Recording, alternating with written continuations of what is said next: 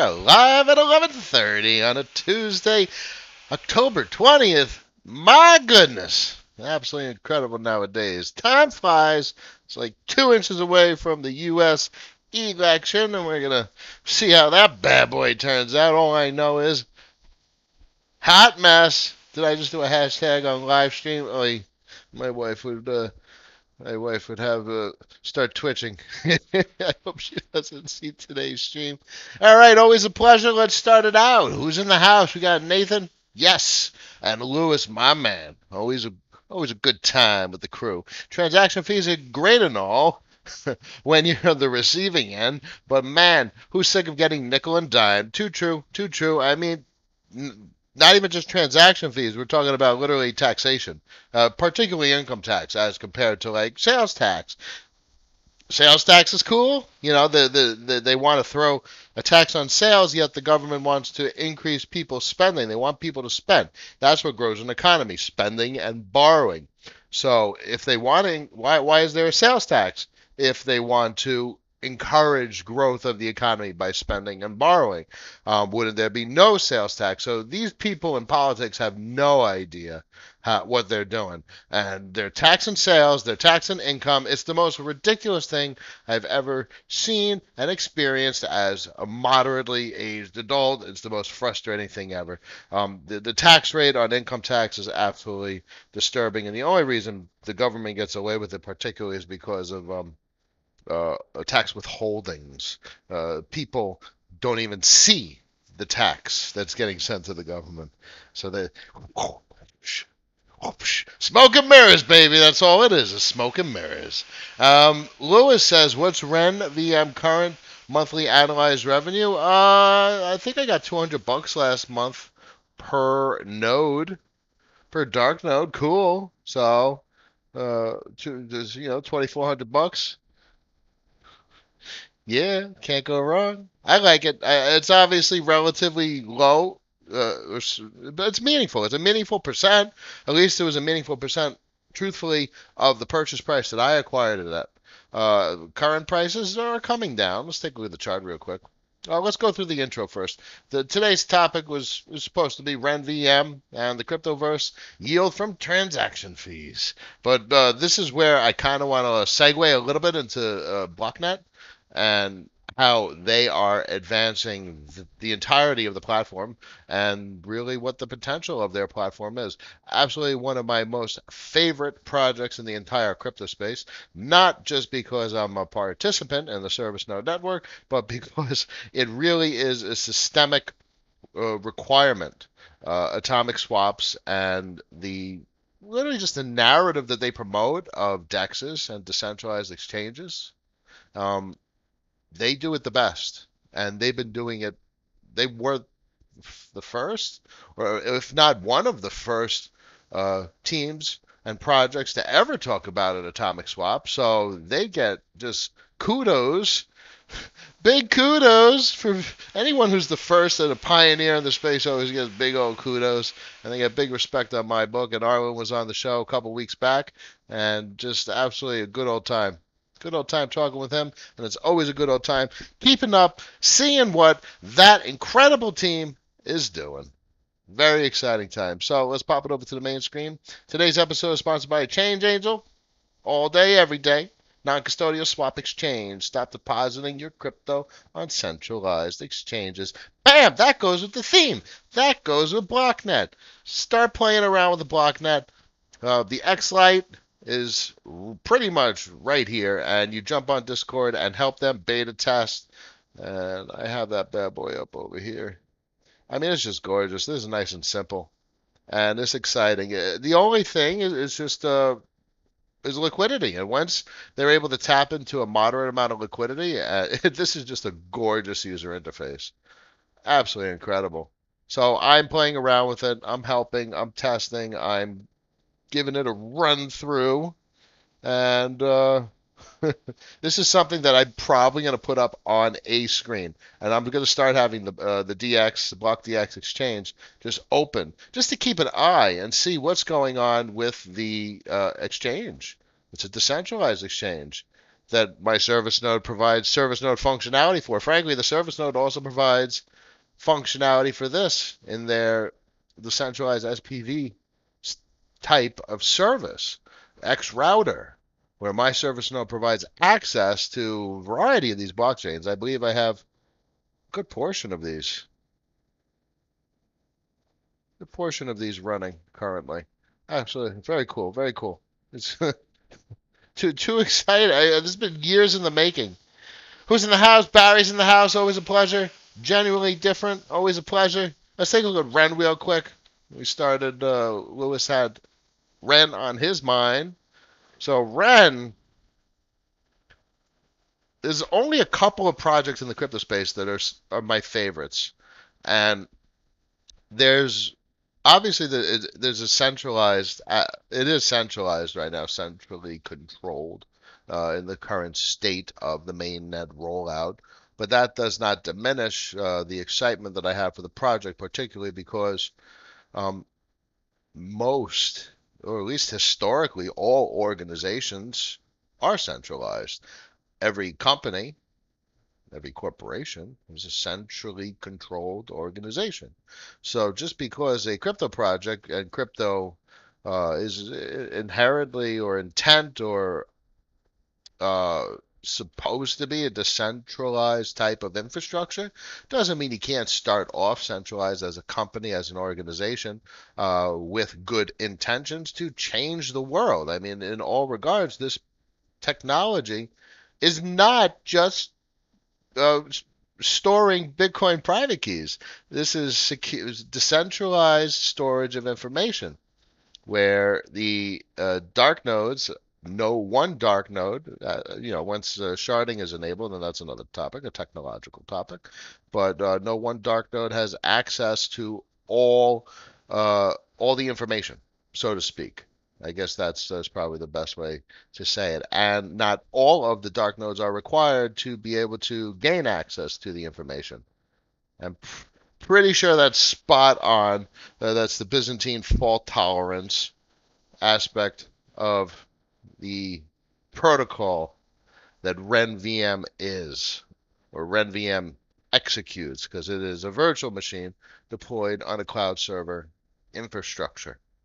Now, these numbers are pretty cool. We're over $1 billion in volume since mainnet release. And let's take a look at the daily real quick. $24 million a day. Weekly? Oh, my goodness. And as point now, they bumped and the governance, the chat, the conversation, the tone of conversation, and the demeanor, and the content and quality of what is spoken about in the governance forum is quite impressive. And there's some good logic and reasoning. And this is just literally this is just the start. So bear in mind, they just doubled the transaction fee revenue um, for minting, and obviously this is going to go up and up until we start to see a decline in volume, and then it'll go down until we see a stabilization of volume. And the same thing probably with burn fee. So we're probably going to settle around a couple of ticks, couple of not we won't go 4x, couple of pips, but a couple of basis points. Yes. Uh, Definitely higher, point 0.3, point 0.4 maybe. Well, no. Uniswap's at point 0.3. I don't know. This is where the governance forum comes in. I think it'd be nice to settle probably around point 0.2, and maybe we'll start going like point 0.21, point 0.22, point 0.25. Because point 0.3 does seem high, always from what we've historically heard about Uniswap. Historically for the past summer, very little volume last year, if not at the beginning of the year. There's very little activity in Uniswap. Uniswap is a very 2020 phenomena, and they're fixed at 0.3%. And everyone always thought that was relatively high. I mean, Curve is 0.04%, and they're very sensitive in that crew, that community, about bumping up the transaction fees over there. So I'm not entirely sure what a great transaction fee is. I mean, the whole goal of this system right here is to have a high enough transaction fee to encourage people to buy Ren, to lock it. And there needs to be enough revenue to discourage people to liquidate the node for the liquidation of the REN for revenue. So there's a sweet spot, and in theory, it should always be dynamic, depending on probably price of rent, volume. I don't know. The whole point is algorithmically controlled at some point, and that's the intention, and that's the goal, and the intention and the goal of the rent team is to for then they have the components. That's what the sharding component is, and where right now the gray core is in control. And once the gray core is retired and we get closer to mainnet release and they have inevitably an algorithm controlling the mint fee and the burn fee and some sort of governance implementation where dark node operators can participate in voting to make choices about the properties and courses of action that the community and the software network takes. Once these components are implemented, that's where we're getting to really mainnet one. And I love the timeline, and it's not that I'm sold on it.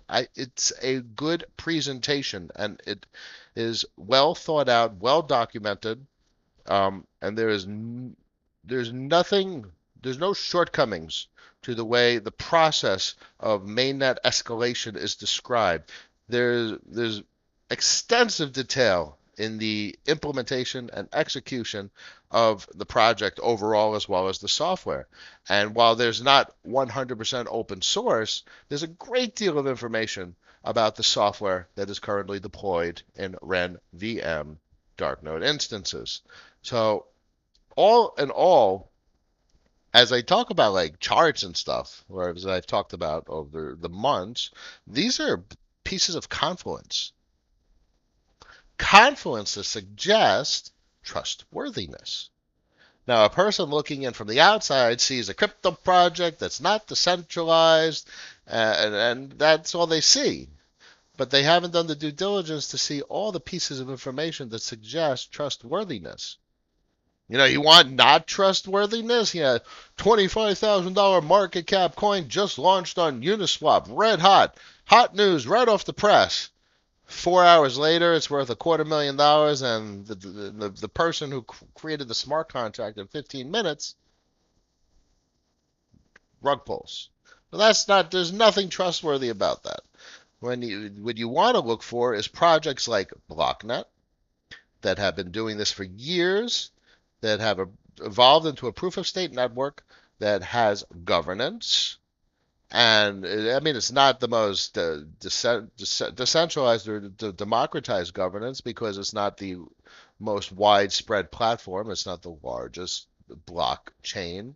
In fact, it's relatively small. But I think between incredible presentations like the X-Lite and a little bit of social media magic, I mean, this is incredible. I mean, come on, guys, this is real. This is not a picture interface. This is absolutely gorgeous. And this ties right into BlockDX. Where's my BlockDX instance? I have it closed at the moment. Too much stuff with the streaming software. But this is just. I don't want to click around stuff too much. You guys should get a taste for it. If you have time, get a taste for what this software is. And I'm looking forward to volume. And I will, if I could, this is what you want to use, ladies and gentlemen. This is the type of software that is either the future or the precursor or the foundation of incredible things to come. Because why are people going to want to put trust in centralized exchanges when they don't have to anymore? When they could download a piece of software that, in theory, in the future, this is included in BlockDX. X-Lite is built right into BlockDX, and your BlockNet daemon and your BlockNet wallet is built right in. So it's one single binary, one single application download, and it has everything. So you double click it, you have your wallets on the left. That's it. You have your wallets on the left, and you have your trading on the right. You click on the wallet and you have an address. You can imagine how simple this can get, and that this is already simple. So, I mean, literally all they have to do is have a button up here for trade, and it switches over to the BlockDX platform, and here's your wallet, and there's trade, wallet. I mean, trade and wallet really. Not even trade and wallet, trade and wallets. And maybe like if you use the wallet for your service node management, so trade, wallets, service node. Uh, and frankly, you should be running that on a server anyway, so that's another story. So at least trade and wallets. I'm just really excited about this X-Lite, and I'm itching and scratching and clawing for time to play around with it as much as I can. Stelios is in the house, always a pleasure. Barry says the intention of Ren is to be fully decentralized.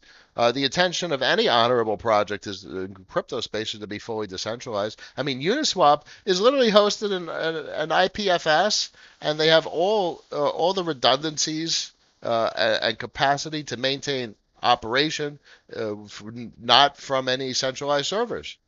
Absolutely, they are for all practical purposes, for what most people would think right now, untouchable. The software does not require human intervention to operate, and it is online in perpetuity. So you can trade anything you want without restrictions, permissionlessly, for as long as the Ethereum network is the place to actually make these types of trades. It's too cool what they built. And I'm definitely stoked about Bancor V2.1. Not that I want to digress too much into that. But the presentation is fresh and new, and they have a sophisticated AMM implementation, and you're able to provide liquidity combined with security, which is to alleviate impermanent loss. So I don't understand 100% of the nuances, but suffice it to say, um, this is yet another thing worthwhile to spend time on and to do due diligence, because Bancor came out in 2017. Now these are so my fancy really in many regards is some of the original assets in the entire crypto space. Uniswap and Curve, that's brand new. Bancor's old school. BlockNet's old school. Ren is not incredibly new school. They've been around, I believe, since at least 2018, maybe 2017. It's not incredibly new school. I mean, there's a lot of, I mean, frankly, Uniswap, I'm pretty sure, has been in development at least since 2018. Or what was it, even older? Did it, Chico mentioned Uniswap the other night, or did he say it was 2017? The 2017 run was some of the initial discussions about how to do these AMM liquidity pools, automated market maker liquidity pools. And so these things have history. This was not overnight. What happened this summer was not just this summer. This dates back to the last bull run, and it's all related. And man, so then you have the big picture, and that's what's so exciting. How all this fits together, and that's what I always love. Wow, we're up to 11,971. Let's see if this thing goes. This thing's got to go over 12. It's so due. We're so due for some systemic change, ladies and gentlemen. I mean, the way Raoul Pal talks about Bitcoin and its role in the macro financial landscape, and the way Santiago Velez and others and Raul and they all many folks are talking about the CBDCs. This is all painting a picture of a digital future, an interoperable digital future. Absolutely fascinating. And when you're talking about a digital future and you're talking about MMT, talking about the debasement of the currency. The currency. We're able to deploy, the governments are able to deploy capital where liquidity is needed. So, a business about to go out of business, as Raul said this last night. I watched his new, here, check this out. You guys gotta, I'll put it up.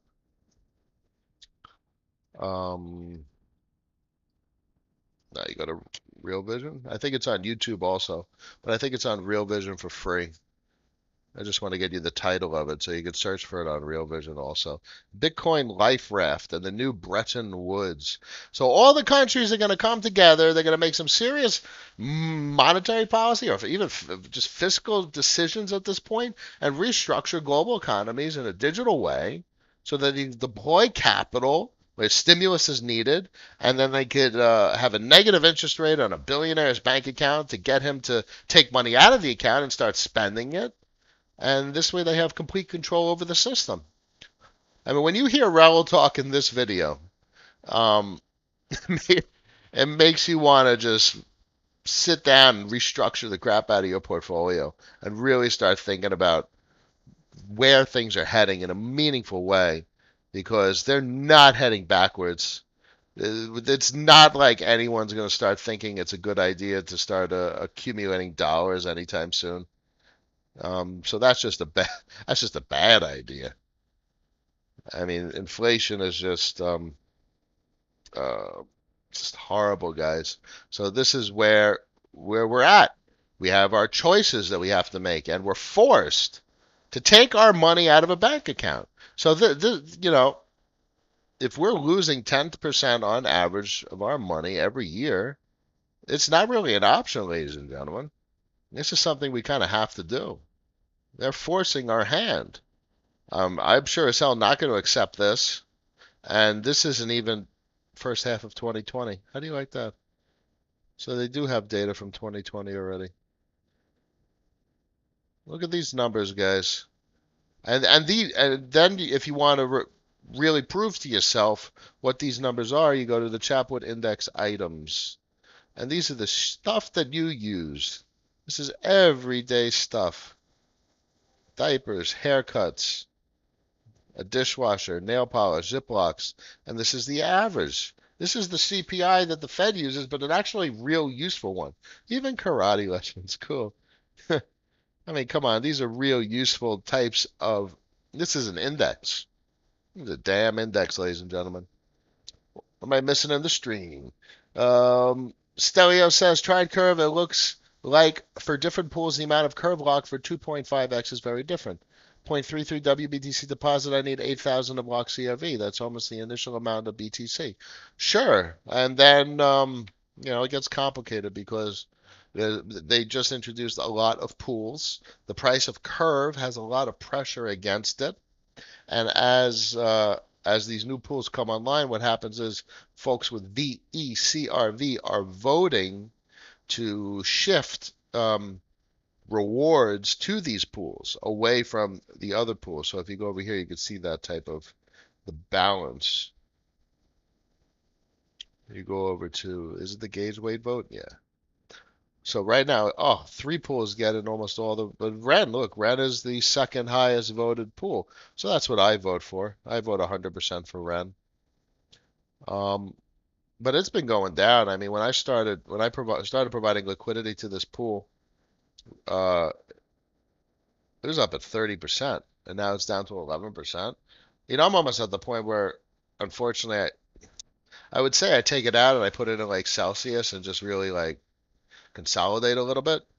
But I want to maintain my VE curve uh, proportionality, so it's obviously a diluting asset as more people buy curve and lock VE curve.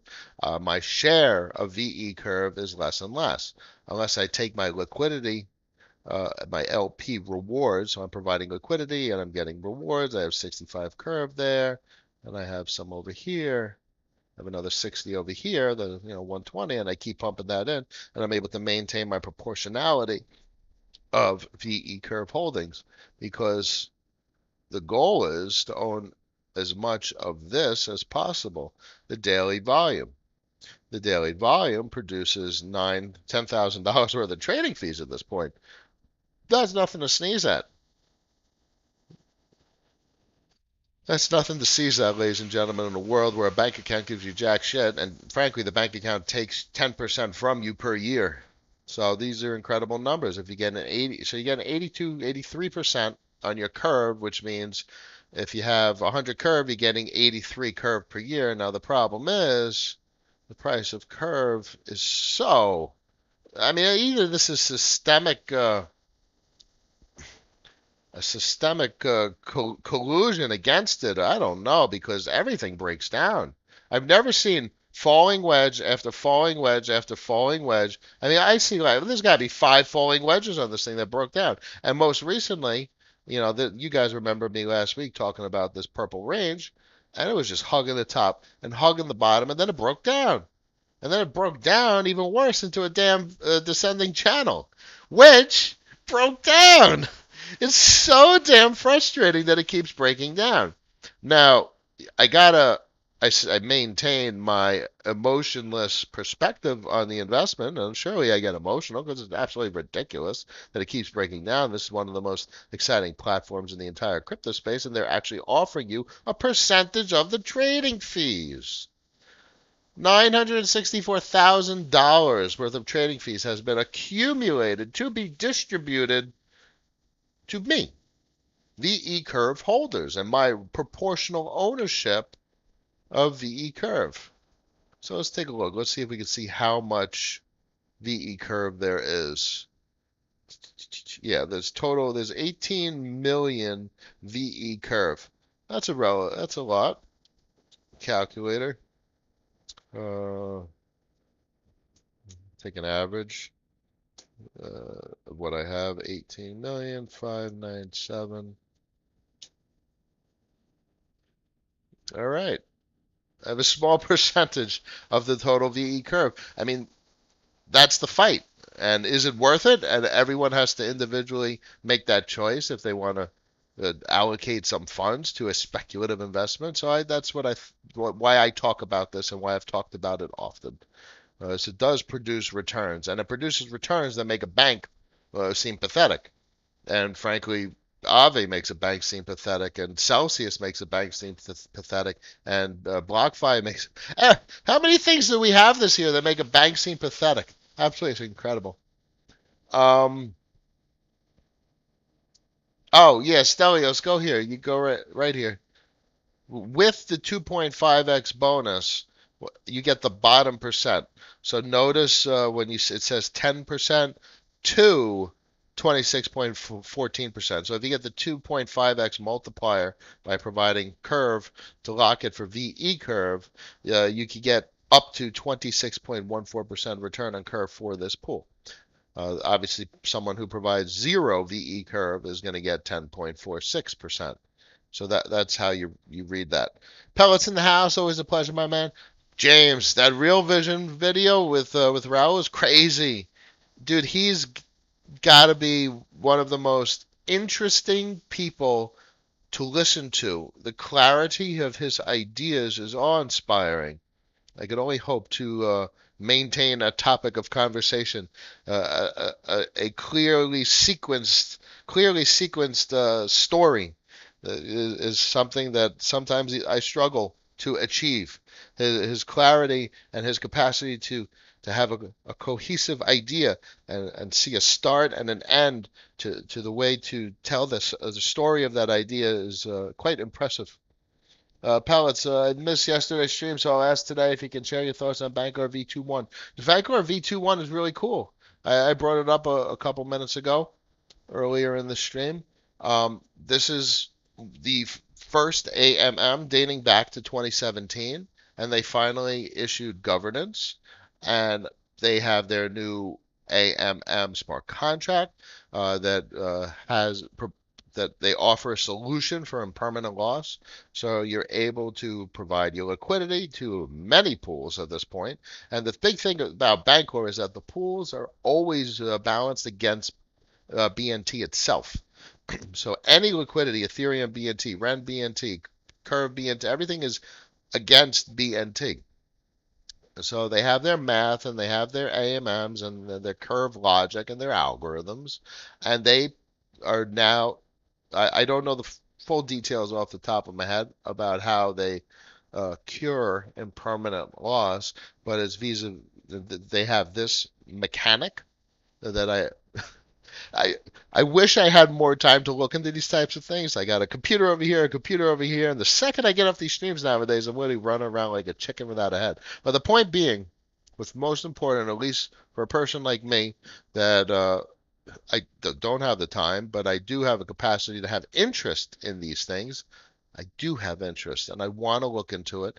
And I think there is reason to be interested in the efforts that a team like this is exerting to build a platform that produces a solution to an outstanding problem. If you combine that with the fact that their original AMM, that's a nice confluence suggesting there's reason to keep an eye on this. If not, depending on your risk tolerance, participate in the protocol and provide liquidity or provide protection or provide governance and vote.